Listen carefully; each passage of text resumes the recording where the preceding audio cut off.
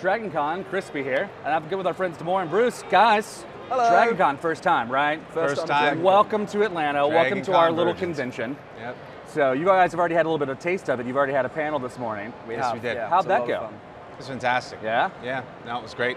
Very lively. Very lively crowd. It was lovely. Very, very intelligent questions. It was. That's good. I'm always worried about it because myself, I'm a fan of the novel. Right. I'm a fan of the show. I was even at the House on the Rock with Neil like years ago. I went on that. Fan. So yeah. big of a fan. So I'm always worried that a fan's gonna come in there and just like go crazy with like some really specific question that only we would know. So for the most part, though, good times, right? Absolutely. Great times. Nah, well, great times. I think to your note, this place seems to attract the true believers in every context. The true believers like that, yeah. Yeah. I mean, I'm just looking at every different possible franchise of cosplay. Yeah. Just ever. Yeah, no, you get some real hardcore fans here. It's incredible. I've never seen anything quite like this. Yeah. Totally.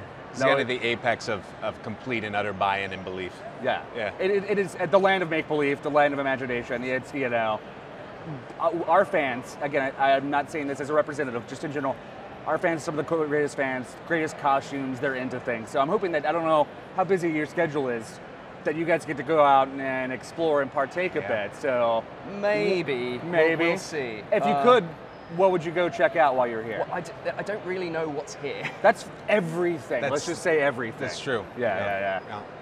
So what beyond what's here then, what's some geeky stuff that you're into then? Oh gosh. I'm a Trekkie. You're a Trekkie? Well, you're in a good spot then. Yeah. Any particular brand of Trek? You say Trekkie, that's typically the original, but... Yeah, probably Next Generation. Next Generation? I'm a Next Generation guy. Nice. You know, so like I'm Worf, Data, Deanna Troi. Right. You know, Jean-Luc Picard. Who's apparently making a comeback. Yes. Yeah. Don't know how that's going to work, but It's as amazing. a fan, I'm excited, so... He's the guy to do it. Man, it's good. Bruce, what's your thing? What's your Well, a whole bunch. So right now, the story that I'm getting the most into, it's an oldie, but The Witcher 3, the game. Okay. So that's just a hell of a story. Right. More recently as well, the new God of War. That game blew me away. It was incredible. Incredible storytelling. Storytelling, cinematic quality. It was beautiful. Video games aren't art. No, video games are art, and that is a defining moment for that. So. Yes. No, it was wonderful. Yeah. And still is. Yeah. There you go. So Star Wars. Welcome to DragonCon. Yes, yeah, exactly. I love Star Wars as well. Yeah. I can pretty much verbatim quote all of the extended editions of every Lord of the Rings movie. Wow. Yeah, so that's weird. Wow, that's not weird at all. Yeah, no, it's I normal love here, them. my friend. They're great. Yeah. Look, a whole bunch. Do you know Death Battle? Screw Attack. Yeah, I do. I don't know if that's represented here, but I'm familiar with that. Right, so right. yeah. I love that. All right. All of that stuff. So I love just those kind of bar conversations of, but who would win in a fight? Yeah. And then we go like, Devil May Cry is one of my favorite franchises. Yeah. So all of that good stuff. Yeah, a whole bunch. Oh, I love that. That was an unexpected answer, but fantastic all the same. So That you get used to that from really, Bruce. He's great. Yeah. The kind of guy that you can't take anywhere, but when he does, it's just like, well, that's Bruce. This is Bruce. his answer. So sounds like the kind of people I want to hang out with on a regular basis. Yeah, fair warning. Table dancing, just drop of a hat. You are in the right house then. Right. Yeah, no, I can tell. That's just, we are typically a family show, but hey, there are adults here, so we try to keep that focus. But yeah, you'll fit in just fine with our people. Right. So Keeping it PG. That's right. So obviously you're here talking about American Gods. On a personal note, I got to do as a fan, but I just want to say to you personally, with 12 Monkeys wrapped up, that might have been the greatest show I've ever seen in my life. Just throwing that out there. Obviously, it was huge. I don't know if you've seen that at all or not. Time travel shenanigans, and they just handled it really well. And being able to see what you did with that, and hearing that you were here, hearing that you were cast. I've been a fan of yours, seeing you kind of pop up in everything. Yeah. And it's just been fantastic. So. Yeah. Well, I mean, thank you. Appreciate that. Yeah. And I think my hat goes off to my cast and to remarkable cast. The creator of the show, Terry Metalis, and just for his creativity and his vision and his leadership, and just what he was able to do. I mean, because we know 12 Monkeys from years and years ago, the original. And I think at the outset there was a sense that, okay, what are you going to do with this? Where are you going to go with this? It's great as sort of an idea. Yeah.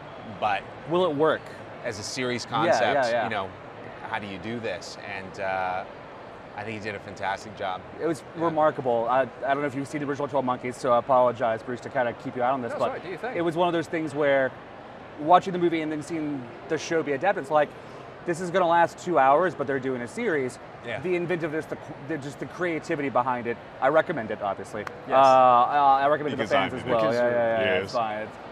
Just get out and check it out. Again, like where they took it, beyond the source material, is something rare because we're in an age of adaptation. We're in an age of reboots and things like that. We're seeing a lot more of that.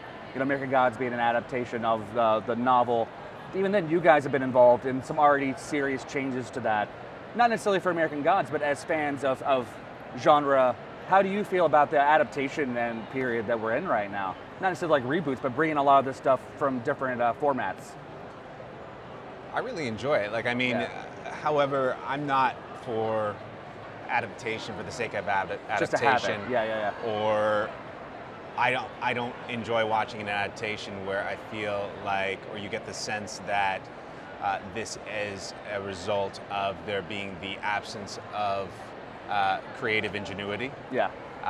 Really as a fallback.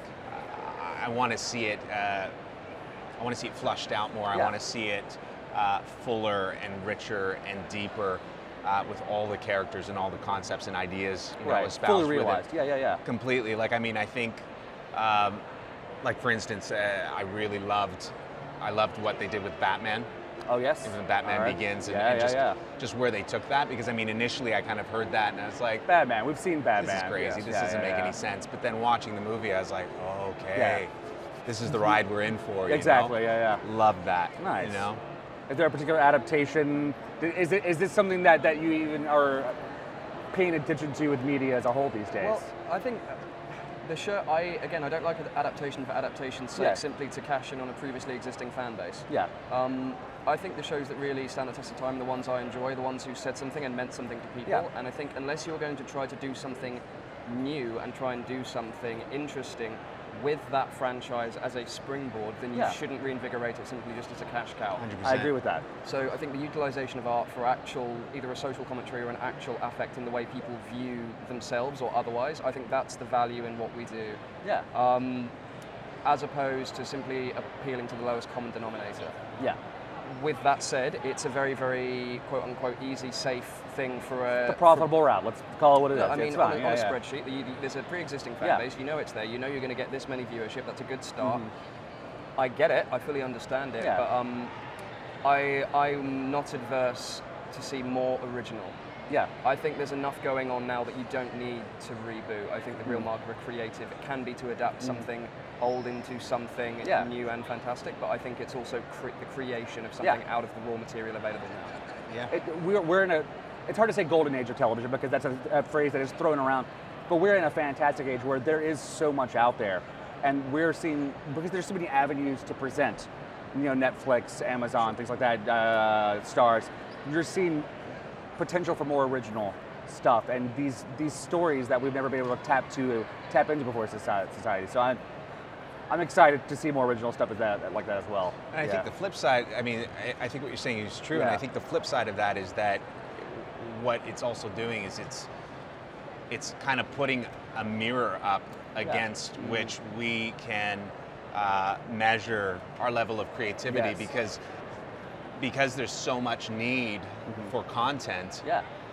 there's greater need for creativity. However, if one doesn't have access to it, or they're not willing to access, that's the important willingness, or willing to take the risk, the risks that are necessary to create beautiful things, you fall back to the sort of the vacuous and the derivative adaptation. Yeah, you know. I told you, you don't want to be simple. Safe. Yeah, exactly. Yeah. The plain option is what it is. Like we discussed, it's necessary, but it's also easy to tap into. So I'm getting flagged out the corner of my eye, though, that we have to wrap it up, and I apologize for that. But before you guys get going, we have our tradition here in the booth. Random question from a bowl. Let's do it. So I'm going to ask you to draw one out, hand it back to me. I'll read this random question. You've already been warned. Let's see what we got here. Thank you. This is a fantastic question. How do you see media or entertainment evolving over the next 20 years? Bam. Yes. All right. Well, how much time do we have? Everyone, like, you have 30 seconds. Go. Cool. Well, that's one of the central points that we actually explore in our show with the creation I was about to say. and the evolution of the god of media. Yeah. And the short answer is integration through technology and personalization. Yeah. So in terms of whether that's virtual reality, the short answer is augmenting and integrating technology into our everyday lives and curtailing and tailoring our personalized media experience to fit exactly what we want. It's going to get a lot harder to advertise in a broad sense. It's us. We are going to be curating what we want. That's going to be, I think, the evolution of media. It's the personal, and I think everyone's dirty laundry is going to get going to get aired. So you're going to see the pretenders aren't going to last for very long. You're going to have to whatever you are, you're going to have to be that because it's there for everyone to see. I'd piggyback a little bit, and I'd say that more from a technological standpoint, that's where my head goes to, is I think more of a decentralized environment. Okay. Where we look at Facebook, Twitter, YouTube, Instagram, we look at the worlds in which they are helping us to create, or the narratives that they're helping us to create, where they monetize us. Yeah. I see a future where we, the audience, actually we have more control over our content, our voice, and I feel like we're almost ideas. at that point already, to be fair, in a lot of ways. So that's, man, I love that question, and I love being able to dig into that. So, guys, I want to thank you again, first DragonCon. I hope you have a blast. Personally, again, thank you guys for being here and taking the time with me to talk today. So, thanks, Chris. Thank you guys so much. Appreciate it. Appreciate it, and thank you, DragonCon. Thanks, DragonCon.